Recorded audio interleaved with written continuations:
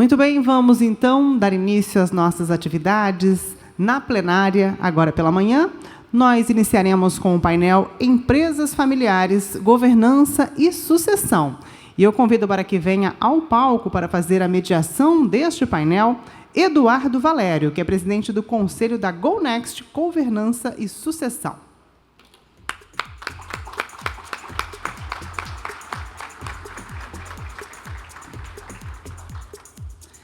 Na sequência, convidamos para que venham ao palco fazer a composição do nosso painel Ana Clara Chiodini, diretora da Agricopel.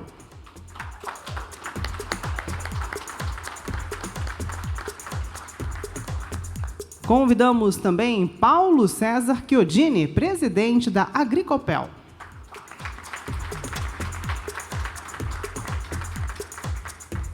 E também compõe o nosso painel Vanderlei Petri, diretor e consultor na Petros Gestão de Pessoas e Organizações.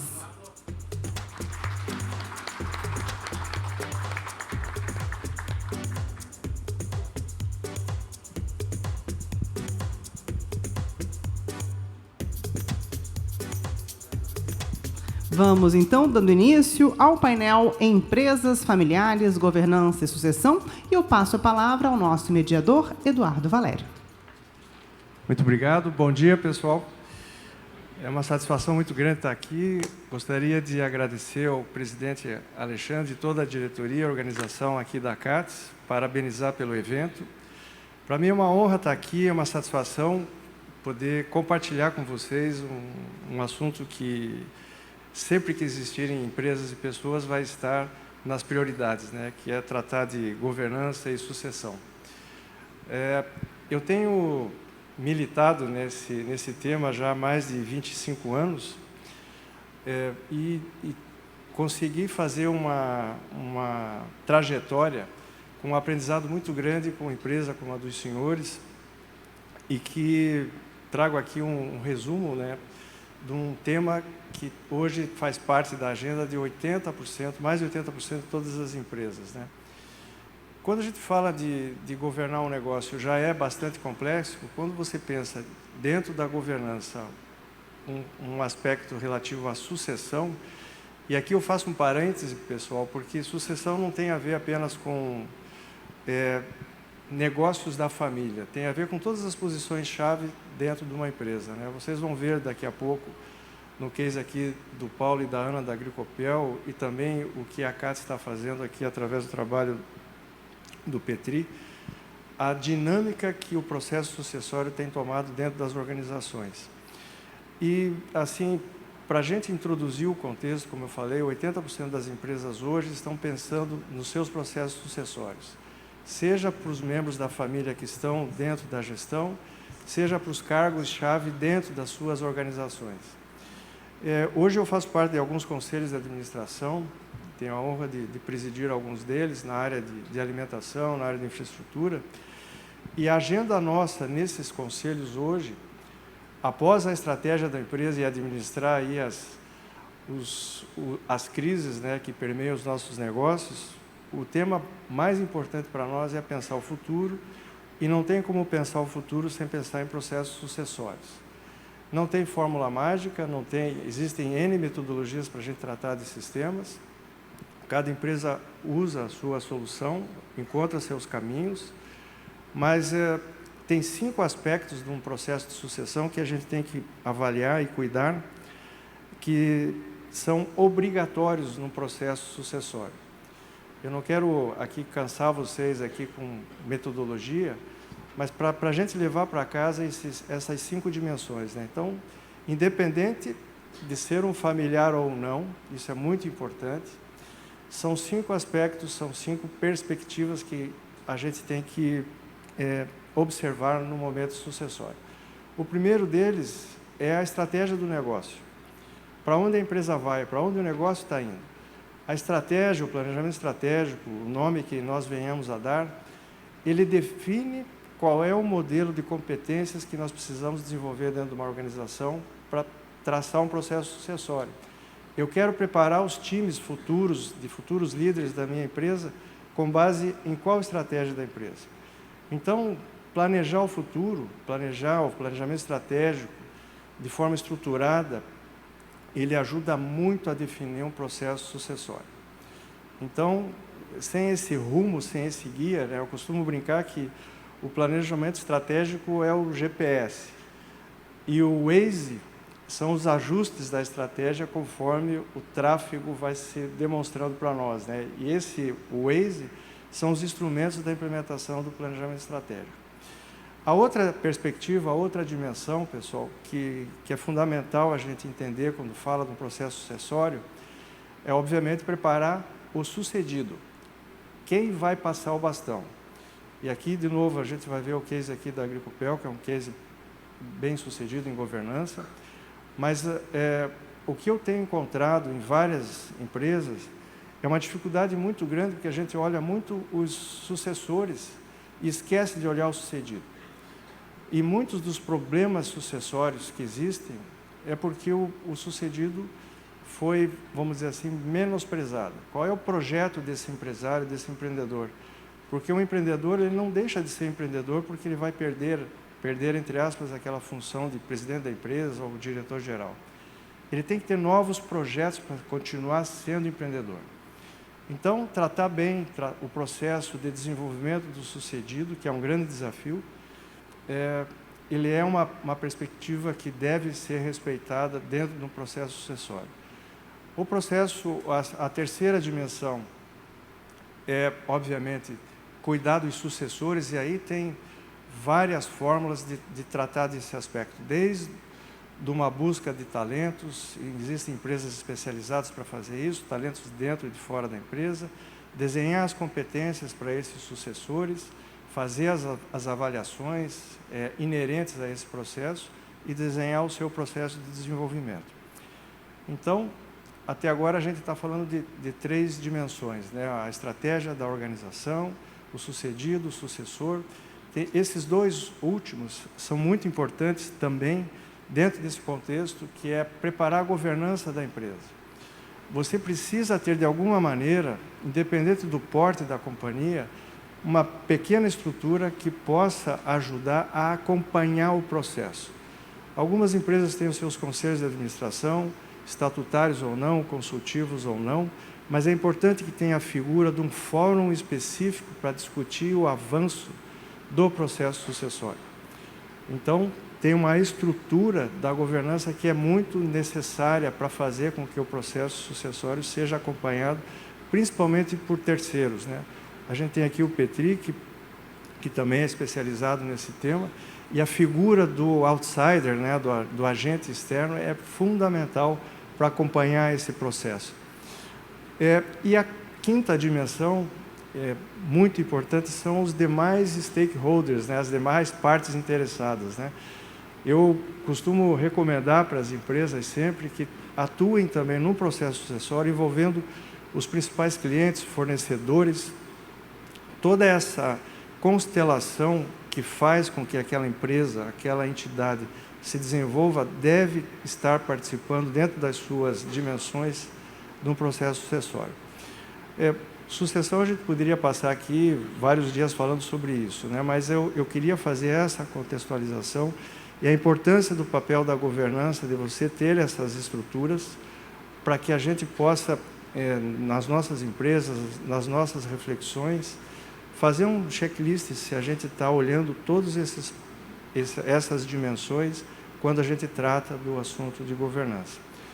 Agora, já entrando no processo da governança, a gente vai ter o prazer de ter aqui conosco o compartilhamento do case da Agricopel, que é um ícone aqui no sul do Brasil.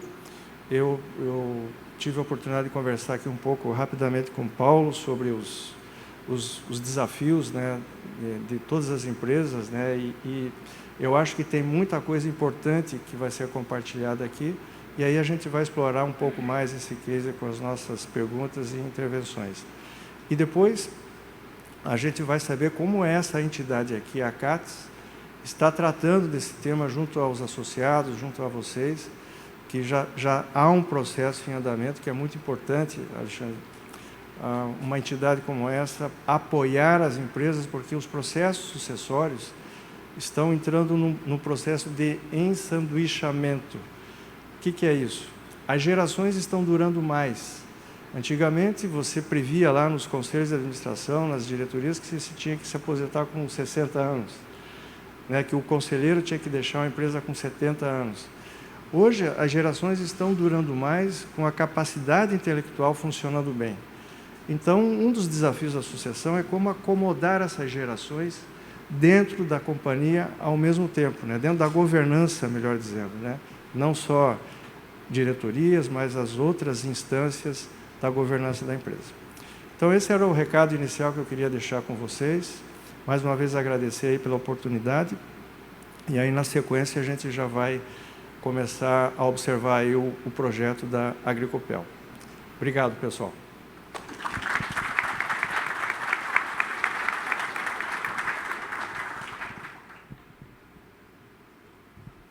Pessoal, bom dia. Vou pedir licença para levantar e falar aqui de trás do púlpito.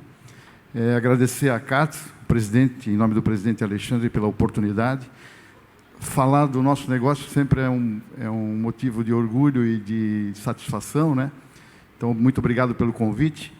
A ideia hoje aqui é falar um pouquinho da nossa história e eu dividi em duas partes. Rapidamente conhecer a nossa estrutura, né? O que a Agricopel faz, e depois falar um pouquinho da nossa jornada de governança, que a gente iniciou já há muito tempo atrás. Tá ok, gente? Então, muito obrigado. Eu vou passar rapidamente aqui.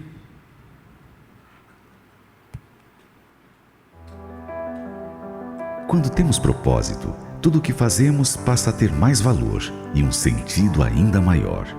Aqui, na Agricopel, o nosso propósito é criar valor para nossos clientes e participar na construção do futuro das comunidades em que atuamos. Essa é a força que nos move e nos motiva a seguir em frente, fazendo mais e melhor a cada dia, com nosso entusiasmo contagiante que transforma a rotina de todos à nossa volta. Somos uma empresa feita de muitos rostos, nomes, corações, porque nosso trabalho é feito de pessoas para pessoas.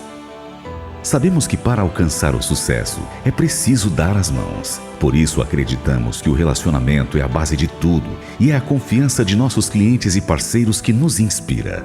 Para nós, só é bom quando também for para o cliente. A Agricopel é assim. Uma empresa diferenciada por dentro e por fora, desde o pedido até a entrega. Tudo isso nos enche de orgulho. Orgulho de pertencer a uma empresa que vem crescendo junto com seus colaboradores e acredita que é a simplicidade que nos permite ir cada vez mais longe.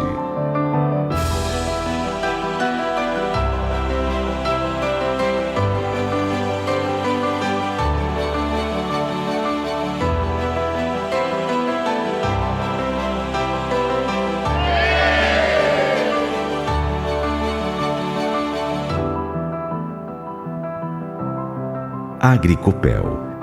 Motivação em fazer, orgulho em pertencer.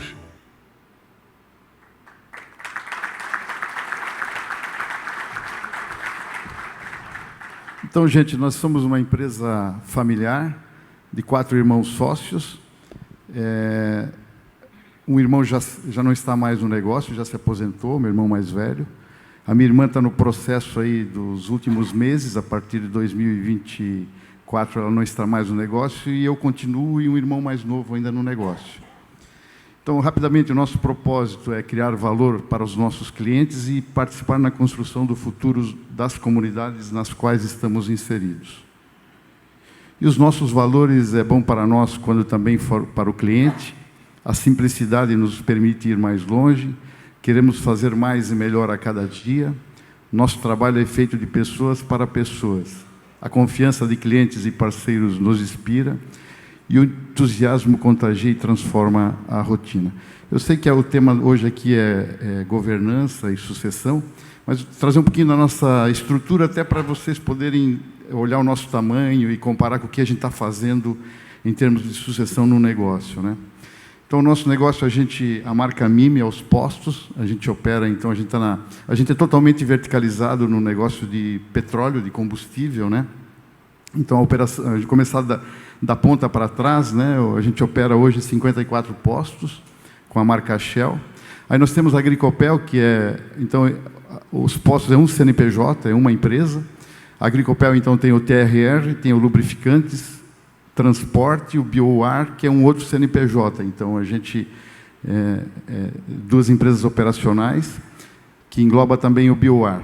Então, o que é o TRR? É o transportador, revendedor, retalhista, que vende combustível para o mercado B2B, o consumidor final, a indústria, a transportadora, a obra, a agricultura, frente de colheita, por exemplo, um cliente nosso é a Klabin, que a gente abastece as frentes de colheita de madeira, e por aí vai, né? Um cliente onde ele não consegue chegar no posto, ele tem um tamanho que não é...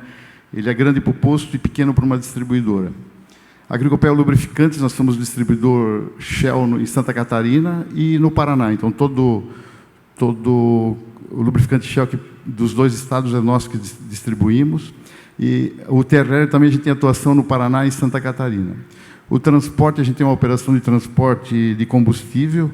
Nós temos uma frota de 300 caminhões, mais ou menos, dos quais 150 prestando serviço para a Raízen, que é a Shell aqui no Brasil, e 150 para a operação própria. O BioAr é o Arla 32, é o agente líquido automotivo, é usado nos caminhões a partir de 2012. Então, todos os caminhões precisam usar na proporção de 5% da quantidade de diesel para neutralizar os poluentes, né? As emissões. Então, o Euro 5, a partir de 2012, nós somos líder no mercado nacional, a gente tem em torno de 20% de participação desse produto no Brasil. O Posto Náutico Farol, a gente tem um abastecimento para a indústria da pesca aqui em Navegantes. Santa Catarina é a maior indústria, a gente tem uma operação bem relevante aqui para o mercado da pesca. Basicamente atendendo os barcos de pesca, né? Com indústria de gelo, alguns produtos para pesca e o combustível, que é o principal. A Alca Energia é uma empresa de gestão de energia para o mercado GD, né? Geração distribuída. O cliente que é consumidor faixa B, então é um cliente que não é no mercado livre e também não é o consumidor uma residência, né? Então é um mercado, é um posto de gasolina, então a gente faz essa comercialização dessa energia. A gente tem aí praticamente 50 usinas que a gente administra e revende essa energia. Temos um novo projeto que é o Ponto Mimi, que é o mercado de proximidade. Inclusive está aqui o Miguel, que é o nosso líder desse projeto, o Enzo está aqui também participando. O Ponto Mimi, a gente tem muito a ver com as nossas operações de conveniência dentro dos postos, né? Então, a gente tem um laboratório lá em Jaraguá e o piloto vai ser em Joinville, com 2 lojas. A primeira abre agora em julho e a segunda em agosto em Joinville. E temos um projeto de chegar a 100 pontos em 10 anos aí nesse projeto. E Vectis é uma marca de lubrificantes e acessórios, linha bottom de entrada, né, produtos que a Shell não fabrica, então a gente tem a marca própria para complemento de portfólio. Rapidamente, alguns números de 2022. Nós fechamos o ano com 1.970 colaboradores. Hoje a gente já está com 2.300, a gente cresceu já esse ano, né?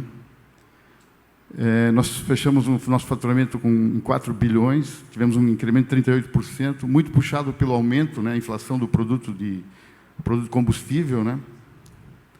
Nós vendemos 248 milhões de litros no TRR no ano passado, 224 milhões de litros na nossa operação dos nossos postos, 155 milhões de litros de Arla 32. Tivemos um faturamento de loja de conveniência de 123 milhões dentro dos postos, né? A gente só tem loja dentro de posto. O Ponto Mimi, que vai ser o nosso projeto standalone, fora de posto, mas não é conveniência, é mercado de proximidade. Nós rodamos 10 milhões de quilômetros, vendemos 7,3 milhões de litros de lubrificantes no Santa Catarina. O Paraná foi um projeto novo, é esse ano que a gente começou. Atendemos 12.600 CNPJs na Agricopel, então pessoas jurídicas, né? E tivemos 14,8 milhões de transações no nosso varejo, nos nossos postos. Falar um pouquinho agora, então, essa é a nossa história, a nossa estrutura, a nossa empresa. Falar um pouquinho aqui da nossa jornada de governança, né? Nós começamos essa jornada lá em 2003, com a estruturação societária. Em 2005, nós fizemos nosso acordo de acionista, nosso protocolo de família, onde nós assinamos, nós 4 irmãos sócios, né? Em 2017, nós iniciamos nosso conselho consultivo. Hoje nós temos 3 conselheiros externos, de 5. Em 2019, nós criamos o Conselho de Família e Sócio e começamos esse início de encontro de família, de trazer a família mais próximo do negócio, também entender um pouco mais o negócio, as pessoas que estão fora, né? Em 2020, nós fizemos a nossa revisão do nosso propósito, dos nossos valores, inclusive que está aqui no nosso vídeo, que eu passei para vocês, e também fizemos um trabalho de cultura organizacional, né?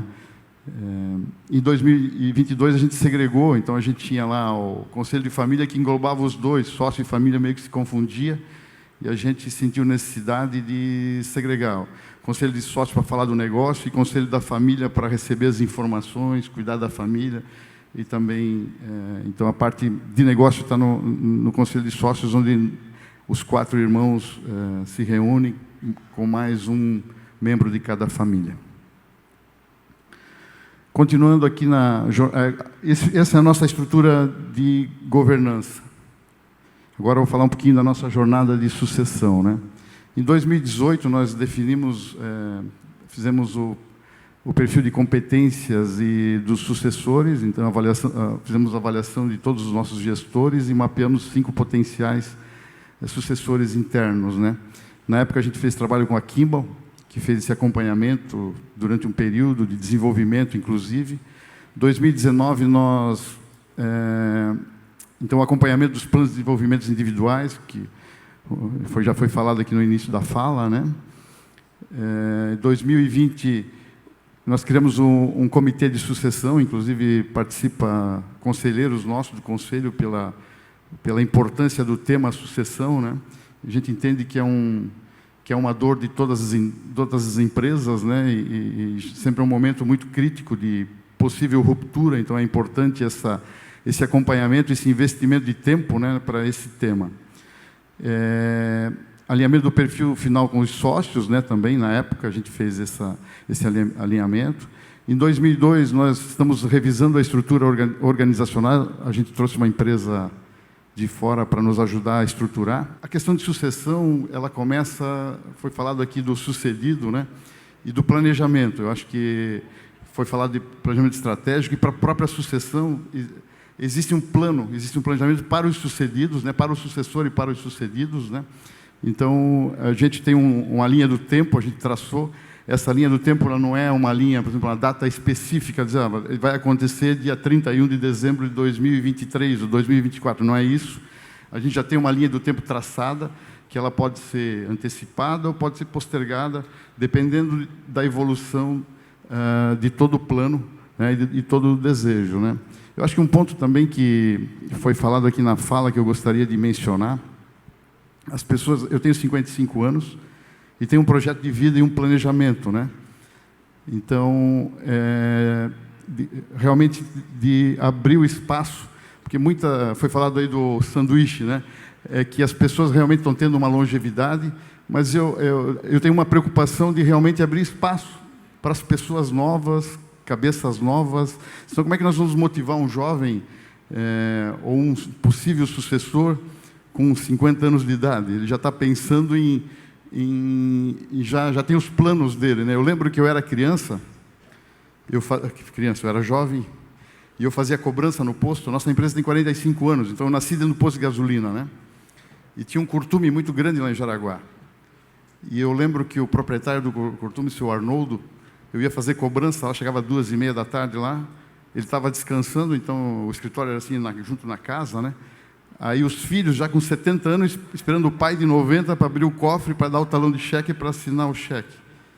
Quando o seu Arnoldo partiu, a empresa deixou de existir praticamente. Hoje ela é muito pequenininha, né? Então perde uma grande oportunidade, né? Continuando aqui, desenvolvimento do sucessor, nesse processo todo, né? processo. E também, eu sempre, outro ponto que eu queria falar é a questão da você criar a base. Esse é um desafio que nós temos lá, que eu tenho, pessoal meu, né? Tem alguns desafios pessoais, né? Como é que eu vou poder passar o bastão, mas eu tenho que deixar a base muito bem sólida, né? E as pessoas, os diretores, os gerentes que estão conosco, que vão dar essa sustentabilidade, né? Para o sucessor, né? Então, acho que esse é um ponto bastante preocupante e importante. Outro ponto que eu gostaria de falar sobre o sucedido é, às vezes, a pessoa não abre o espaço por causa da remuneração. Ele não se preparou, né? Pessoa física, como é que ele vai dali para frente, né? Claro, ele é sócio de uma empresa, a empresa tem dividendos, mas é importante ter, ter a diversificação de rendimento, de portfólio, para poder parar e ter a tranquilidade, porque a grana faz muita diferença no final do dia, né? Então, se a pessoa não se preparou, no nosso caso, por exemplo, a gente tem, nessa nossa jornada de empreendedorismo, a gente criou algumas, por exemplo, né? A gente tem uma carteira imobiliária, tem um rendimento que nós 4 sócios combinamos esse jogo lá atrás, né, que é a governança, né? Vamos criar uma carteira, criar um valor que no futuro a gente possa parar no momento e ter um rendimento além do negócio, né? Extra negócio e outras coisas que a gente tem também, a gente se preparou para isso. Acho que esse é um ponto importante também que eu queria deixar aqui como lembrete, né? Não é parar de trabalhar, é a segunda profissão, né? O segundo momento da vida profissional. Então, acho que é importante isso também. Legal, gente? Então, e outro ponto importante é realmente administrar a gestão de mudança, né? Você se dedicar a investir um tempo, né, para administrar a gestão da mudança, que realmente é uma mudança bem brusca nesse momento da sucessão. Era isso que eu queria passar para vocês. Muito obrigado. Eu fico aqui para, se tiver perguntas, curiosidades, se eu deixei de explicar alguma coisa da nossa estrutura, a gente está aberto aqui para poder falar. Obrigado. Aqui está a Ana, minha filha, também está conosco aqui.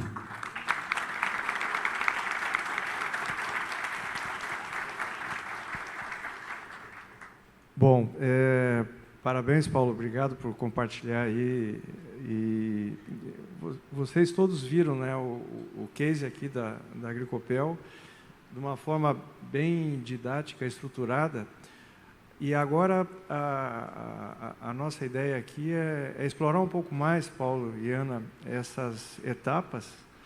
E eu vi que desde sempre, ali, desde o começo, vocês se preocuparam em fazer uma organização desse processo todo, né? E a minha questão é, a cada uma daquelas etapas, acordo de família, acordo de sócios, quais foram os maiores desafios que vocês encontraram para conceber, para identificar a necessidade de fazer e os desdobramentos futuros, porque isso é uma coisa fundamental, que cada empresa acha o seu caminho, né? Porque se a gente hoje baixar da internet aí modelos de acordo societário, acordo de família, tem uns 9 milhões de exemplos, mas cada empresa acha o seu caminho. Então, eu acho que seria importante vocês compartilharem com a gente. Muito bom. Então, nós somos 4 irmãos sócios com participações societárias distintas. Nem todos, a participação não tem equidade. São participações diferentes. O meu irmão mais velho tem 45% da sociedade, eu tenho 33%. O irmão mais novo, 17%, e a minha irmã, 5%, que compõe 100% da empresa. Nós temos outros sócios também, né? A gente tem, por exemplo, uma sociedade com a Raiz e com a Shell, que é uma SA de capital fechado, pessoa jurídica. Temos sócio na Alca, temos sócio no nosso varejo, então a gente tem uma miscelânea de sócios, né?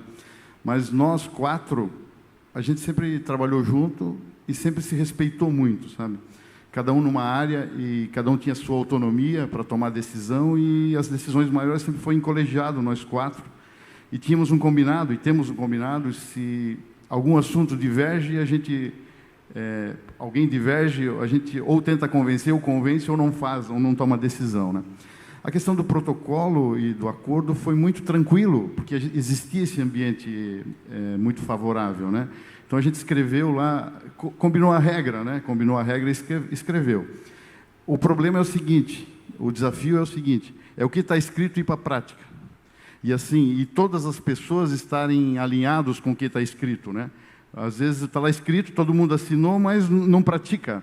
Então, a gente tem que, de tempos em tempos, revisitar, trazer ao momento, e eu acho que uma boa prática nos conselhos de sócios, conselho de família, é fazer as revisões.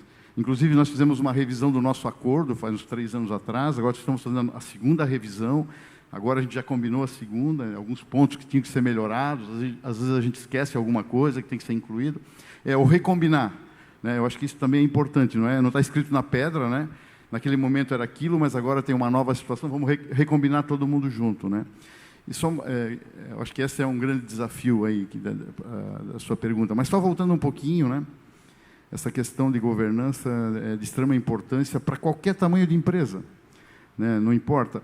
E a governança começa com uma contabilidade, né? Já começa lá, pequeno, uma boa contabilidade, um bom acordo aí na questão do contrato social. Então, às vezes, nós praticamos governança o tempo inteiro, mas não se ligamos que é a nossa questão do acordo. Então, é você estar comprometido e as pessoas, a comunicação, né, estar fluida do que se combinou, né?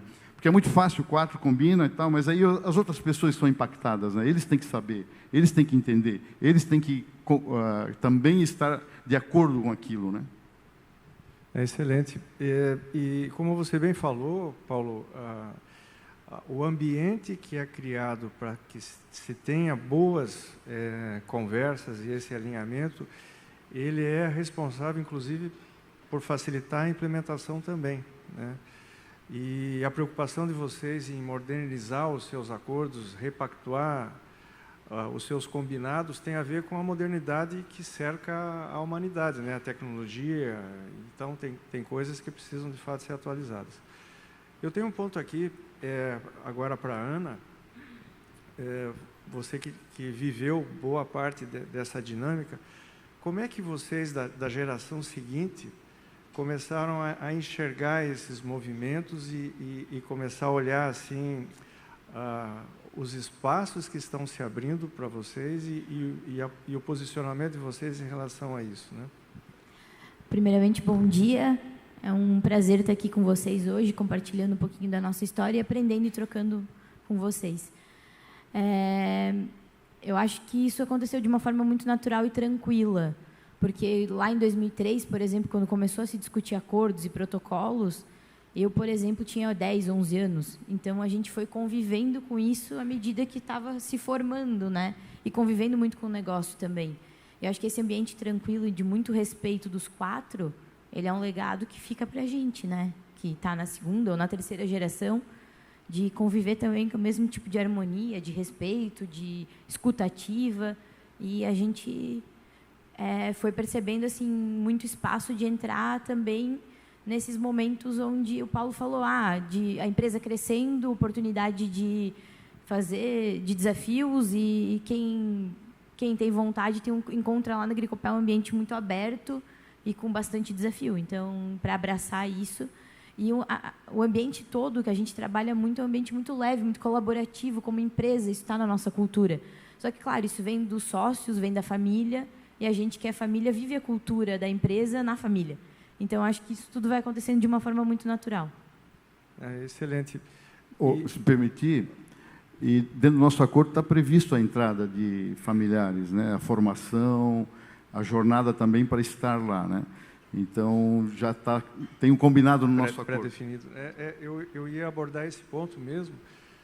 Que bom que vocês já possuem, porque uma coisa que é interessante a gente observar é que quando a gente fala da governança, e o Paulo falou muito bem ali, porque todo mundo tem governança, né? Às vezes só não está cravado com esse nome, né? No momento que você fez o contrato social, você já começou a sua governança. Mas o ponto que eu queria chamar a atenção é que quando a gente olha a estrutura de uma governança, e sem querer sofisticar, existe espaços para cada tipo de competência, né? E vocês viram aqui na Agricopel, eles têm lá o conselho consultivo, o conselho de família, o conselho de sócios. Inclusive, recentemente foi feita essa separação, que eu vou fazer depois uma pergunta sobre isso. Mas isso é importante, pessoal, porque quando a gente fala de sucessão, fala de avaliação de potencial, a gente tem que olhar a estratégia da empresa, como foi bem falado já aqui, mas também tem que comparar essas competências com a gestão da empresa e as outras dimensões da governança, porque você pode ter bons familiares, bons profissionais que têm uma aderência maior para uma determinada instância da governança, no conselho, do que propriamente dito na gestão da empresa. E isso costuma gerar grandes confusões, porque todo mundo olha a remuneração que está atrelada ao cargo do gerente ou do diretor, mas esquece que tem as outras oportunidades.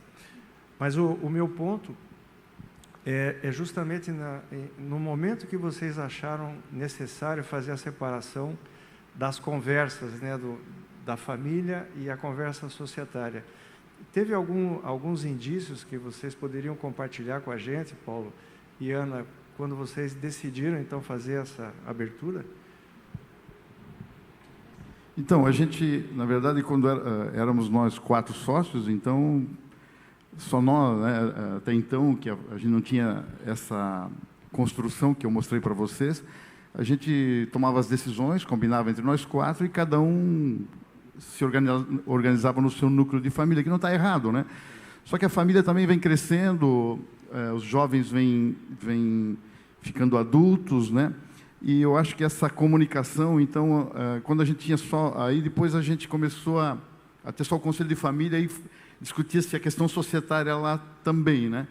E aí, às vezes, um familiar de fora não tem a visão necessária do que está acontecendo no dia a dia para poder opinar, para poder ajudar, né? Então, aí a gente entendeu que se fazia necessário o conselho de sócios, né? Então, a gente também está nessa jornada, nessa construção, né? Como a Ana falou, a gente está aqui também trocando ideia e tentando aprender, né? A gente está nessa busca aí, né?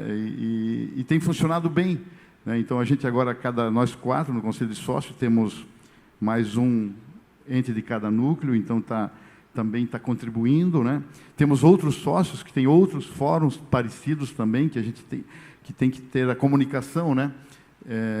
No negócio, eu acho que a comunicação é muito importante no negócio familiar de sócio, né? A comunicação correta, no momento correto, o que precisa ser transmitido da forma correta, senão começa a se buscar informações soltas, aí ficam desconectas no contexto geral, né? Então, acho que aí que a gente sentiu a necessidade. E o Conselho de Família, acho que um dos grandes atributos é a preparação mesmo do herdeiro, do sócio, do futuro sócio, né? Profissionalmente e também como um bom sócio ou um bom executivo se vier para a empresa, né? Mas tem esse papel, né? Como o grande guardião.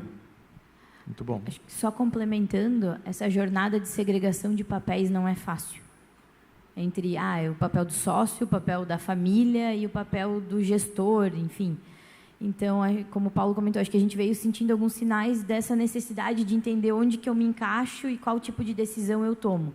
E aí, quando a gente trabalhava o conselho de família e de sócio junto, acabava misturando algumas questões e que o Paulo comentou, né? E ficava solto e gerava alguns ruídos. Então, com a segregação, a gente fez um trabalho de entender cada um desses fóruns e entender qual que é o meu papel em cada um deles.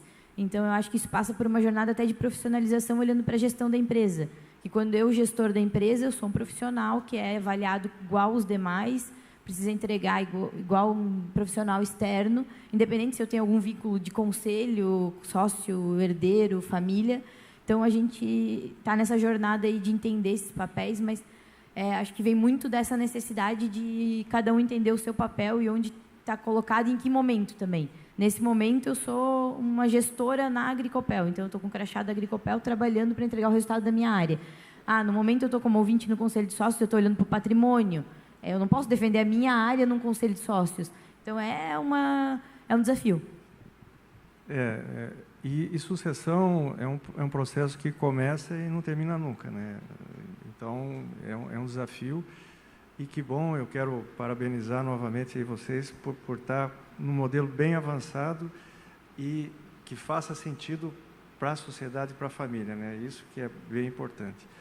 Eu agora queria explorar um pouco esses minutos finais, pessoal, porque eu soube e pesquisei o que a CATS já está olhando para necessidade, porque, como foi falado aqui, todo mundo tem essa demanda, e conosco aqui está o Petri, para explicar um pouco e compartilhar conosco como a CATS está enxergando essa demanda e o que já está sendo feito e o que será feito para poder assessorar os associados da CATS nesse desafio que é desenvolver o seu processo sucessório. Então, obrigado aí, Petri, por estar com a gente aqui, mesmo contundido. Então, prazer. Muito bom. Então, primeiramente, assim, um ótimo dia a todos. Minha gratidão por estar aqui compartilhando esse momento com vocês, um momento fantástico e desejos de que seja muito produtivo a todos. Bom, a CATS, ela, olhando essas dores dos negócios e a sucessão, quando a gente fala de sucessão, a gente fala de mudança. Mudança gera dor, gera medo. E conhecendo a história do Paulo agora, conhecendo ele pessoalmente, porque a história a gente já ouve e acompanha e deixa rastro, né? E a gente, conhecendo e conversando aqui nos bastidores sobre alguns rastros de sucesso que as pessoas se espelham. Veja que a gente está falando de uma história, no mínimo, na linha do tempo que ele colocou aqui, de 15 anos, para adquirir a maturidade que tem hoje. Veja na fala do Paulo, que muitos empresários aqui de sucesso que estão presentes, tem essa maturidade de entender que o negócio vai trabalhar para a família poder viver. Que bacana ouvir isso e que bacana perceber na sua filha essa garra, como a gente discutia aqui, de manter essa jornada. Porque não é fácil, né, Eduardo? Nível de tolerância muito baixo, porque a cultura da empresa molda os que entram novos. E aí isso permite a empresa crescer em ritmo acelerado. Parabéns, uma história fantástica, e ela vai moldar, e eu sei que não é fácil, né? E nesse sentido, a CATS vem aqui oferecer, vou tomar a liberdade de falar com vocês sentados, o Comitê Jovens Sucessores. A sucessão, a gestão, a preparação do negócio, ou emoldurar a cultura da empresa, não é transmitido no DNA. Ela precisa ser ensinada. E a CATS busca, a parceria junto com a Petros, justamente oferecer um programa onde a gente vai estar dando apoio justamente para a preparação desse jovem sucessor entre 18 e 30 anos de idade, que faça parte aqui do varejo alimentar catarinense e que seja afiliado à CATS. Então ele vai ter a participação ativa na construção das soluções, ou seja, entendemos que cada empresa tem uma necessidade, uma realidade única. Então, a gente não vai ter um produto enlatado que vai servir exatamente para todos. E esse olhar de um comitê ativo que tem uma produtividade e que vai ensinar ele a aprender a ser sucessor. Porque o fundador, ele tem as qualidades que trouxe o negócio até aqui. E muitas vezes, o que tem ali é um pequeno obstáculo, ou talvez um grande obstáculo de comunicação, como o Paulo falou, que a comunicação do grupo dele flui bem. Ou seja, os assuntos são tratados com a devida franqueza. E aprender a ser sucessor, acelera-se muito esse processo de maturidade quando a gente trabalha numa equipe. E o programa Jovens Sucessores, ele pode acelerar e potencializar isso. É lógico que é um programa que depende dessa participação, dessa construção, para que a gente possa transitar a mudança necessária que cada empresa necessita. E é esse olhar que cada jovem vai trazer para o grupo, a partir disso que se cria os produtos, com a chancela toda da CATS, com toda a diretoria aqui presente, a gente vai criando o nível, a intensidade que o movimento precisa. Para algumas empresas é uma sangria, é um processo que precisa de uma intermediação, como bem o Eduardo faz e pode apoiar. Mas muitas empresas talvez carecem de um intermediador sobre o óbvio da gestão, o óbvio da comunicação, uma pessoa que possa fazer fluir, talvez, a intenção de ambos, o que vai ser sucedido e o sucessor, que eu não tenho dúvida que é o mesmo. Talvez o olhar é diferente, e esse olhar é diferente que vai fazer a empresa crescer. Então, nesse processo de sucessão,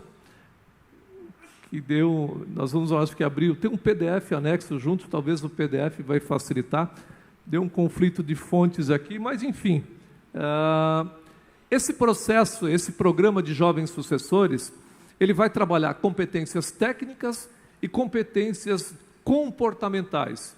né, muito processo de tomada de decisão, de entender o que de fato é uma sucessão, ou seja, uma mudança alinhada a um nível de necessidade e o que a gente ouviu muito aqui, nível de comprometimento. E eu acho que essa é a fala quando a gente foi convidado pela CATES, pelo seu presidente, no sentido de amarrar o comprometimento desses jovens com as dores, com o movimento que precisa acontecer. Que o tempo, o comprometimento deles seja a moeda que faça o movimento canalizar a mudança para dentro da sua empresa. E também, dessa mesma forma, a estrutura da CATES, com essa rede de inteligência, de know-how, de troca de experiências e profissionais, como a gente tem aqui, e as pessoas que estão vivendo lá no dia a dia da empresa, ela consegue articular facilmente uma troca desse conhecimento e facilmente ajudar a empresa a superar os obstáculos. Sozinhos, a gente vai demorar muito, talvez, para transitar nesta mudança. Como eu falei, falar de sucessão é falar de mudança. Mudança, ela só deixa a gente desconfortável se a gente não tiver um propósito. Porque sem o propósito, a gente vai sentir a dor da mudança e a tendência do ser humano é evitar. A gente não faz isso de maldade, a gente faz isso muitas vezes de ingenuidade. E talvez aqui, né, Eduardo, até para abrir uma discussão, talvez a gente vai estar disparando esse material também, a estrutura do programa a todos, e a partir do final do congresso, a partir de julho, as inscrições já estarão abertas junto à CATES, e a gente pode detalhar como o programa vai acontecer e como ele vai ser construído a várias mãos, né? A gente já vai ter essa frequência mensal, tá? Mas eu queria aqui, então, encerrar a minha fala dizendo que o mundo, a vida, ela segue o seu caminho. Veja bem, hoje eu estou aqui impossibilitado de caminhar. Amanhã você talvez não esteja disponível no seu negócio. E aí? Você vai esperar que o mundo lhe coloque uma emergência, uma necessidade? Ou você vai planejar e se espelhar em grupos que não venceram um caminho fácil? Eu vejo colegas aqui, amigos, que têm uma sucessão muito madura no disciplinar os jovens que estão entrando no negócio e as pessoas mais maduras em entender a mudança que o mundo novo traz. Falamos muito, problema velho, a gente tem que ter nível de tolerância e se preparar para os problemas novos. Então, assim, de novo, agradeço muito poder estar aqui contribuindo com vocês. E assim, a imagem do programa, o folder aqui, estaremos disponibilizando já na próxima semana aí. A CATES vai estar distribuindo isso, tá ok? Eduardo, devolvo a palavra para você. Obrigado, Petrinho, obrigado por compartilhar aí o know-how. É um programa, como vocês viram, e vão receber o material que vai ser compartilhado, bastante importante, né? Então, novamente, aí, parabenizar o Otávio e o Alexandre da CATES por estarem patrocinando esse tipo de iniciativa, porque falar da sucessão, ela tem a ver com a longevidade das pessoas dentro da empresa, das próprias organizações. O Brasil tem um nível de mortalidade empresarial acima da média mundial, por N razões, né? Não só os problemas familiares, mas também em função dos problemas familiares e os problemas sucessórios não desenvolvidos. E eu gostei bastante da analogia do Petri, que não deixar que vocês virem passageiros do que o destino vai proporcionar, que sejam protagonistas, né? E eu, nesses minutos finais aqui, eu queria explorar um pouco mais, Paulo e Ana, questões importantes, que a gente tem um exemplo vivo aqui conosco hoje, que, na sua fala, a preparação do sucedido em relação a diminuir a dependência financeira do negócio, né? A gente tem observado nos conselhos onde a gente participa e nos projetos, que esse ponto colocado aqui pelo Paulo, ele é um dos grandes obstáculos para que se estruture um processo consistente de sucessão, né? Então, dentro do possível, para você compartilhar com a gente, Paulo, como foi feita essa fomentação dessa diversificação, né? Eu acho que isso é fundamental. Então, de novo, lá atrás, nós combinado, né, nós 4 sócios combinamos lá atrás, há muito tempo atrás, que a gente tinha que pensar no futuro, e pensar no momento que a gente vai ter essa transição da vida profissional ativa para uma vida profissional não tão ativa, né? Com remunerações diferentes, né? E que o negócio, todo empresário quer ter um negócio sólido que gere frutos, mas nem sempre isso, ano a ano acontece isso. Pode acontecer algumas coisas no caminho, economia e por aí e tal. Então a gente se preparou, a gente lá mirou como previdência uma carteira de aluguel, né, que desse mas é um combinado também. Vamos construindo isso. Isso não constrói de um dia para o outro, né? Isso é com o passar do tempo. Além da carteira de aluguel, outros investimentos que proporcionam alguma renda que não seja um negócio. Então a gente se preparou num portfólio, né, de investimentos. Claro, dentro de um limite, nunca machucamos a empresa para produzir isso. Sempre foi dentro de um valor que a gente entendia que fazia sentido, né, preservando a saúde financeira do negócio, que é o mais importante, né? Excelente. Estabelecer os critérios, né, dentro desse acordo é fundamental. E um outro ponto, agora olhando para a parte do legado, da cultura, que também foi abordada aqui na fala de vocês, o papel do Conselho de Família, né, agora mais focado em fazer com que haja, para as próximas gerações, a transmissão de valores, não perder a história, né? Uma empresa de 4 bilhões de receita, ela não começou com 4 bilhões, né? Então, como é que essa história... Então, isso é importante, a figura desse órgão da governança, que é o Conselho de Família, justamente para fazer com que esse papel continue e para que não haja daí lá na frente um desinteresse dos herdeiros em relação à companhia, né? Essa conexão é de extrema importância, né? Porque a gente vai tendo menos a história com o passar do tempo, né? Cada geração vive um pedaço dela. Então, acho que esse é um dos grandes ganhos que o Conselho de Família vem trazendo para a gente, que é resgatar isso e fazer com que a gente converse mais sobre isso e sobre cada momento, né? Cada momento tem seus desafios e entender como a gente vai para superar cada um deles e sempre pautado nesses valores. Então, a gente também tem um propósito enquanto família empresária, tem os valores da família, que acabam estando refletidos aqui também nos valores da empresa.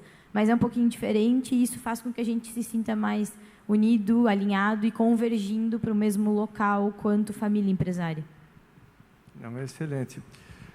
Então, pessoal, a gente já está se encaminhando aqui para o nosso final. Como eu falei anteriormente, o assunto sucessão é um assunto instigante, desafiador, é delicioso tratar desses temas, às vezes não tão delicioso de viver dentro da empresa, mas muito do que foi comentado aqui, as próprias apresentações, aquilo que eu falei das 5 perspectivas que a gente tem que cuidar, esse material também vai estar sendo disponibilizado para os senhores aí ao longo da programação e nos próximos dias. Mas assim, o recado que eu gostaria de deixar nesse fórum espetacular aqui é que o processo sucessório, existe metodologia, mas como foi falado aqui, tem que ter um processo disciplinar. Ele é um hábito que as empresas e que as famílias precisam desenvolver e este hábito ele precisa ser atualizado e modernizado ao longo do seu tempo. O tempo, a empresa vai ditar e a dinâmica familiar também. Então, o grande recado, se é que a gente pode dizer que existe um apenas, é olhar que é um processo que ele vai acontecer cedo ou tarde, né? Esses dias eu fui perguntado por uma empresa quando que é o melhor momento de iniciar o processo de sucessão. Então, não existe o tempo certo, existe o tempo da empresa, mas o recado é comece rápido, comece logo, mesmo que ainda possa parecer uma coisa sem muita... que o horizonte esteja bastante favorável, mas é uma tarefa importante e tem que ser desenvolvida por todas as empresas, né? Então, eu quero mais uma vez agradecer aos colegas aqui da plenária.